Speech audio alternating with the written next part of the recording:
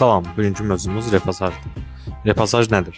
Repasaj saatın iç mexanizminin tam təmizlənməsi, yağlanması, təmizlənməsi prosesidir. Repasaj neçə vaxtdan bir olunmalıdır? Saatın istifadə intensivliyinə görə 3-5 ildən bir repasaj edilməlidir. Bəs repasaj olunmasa nələr baş verə bilər?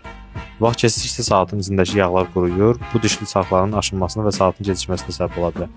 Əgər vaxtında müdaxilə olunmasa, saatın mexanizmi ciddi zədələnə bilər.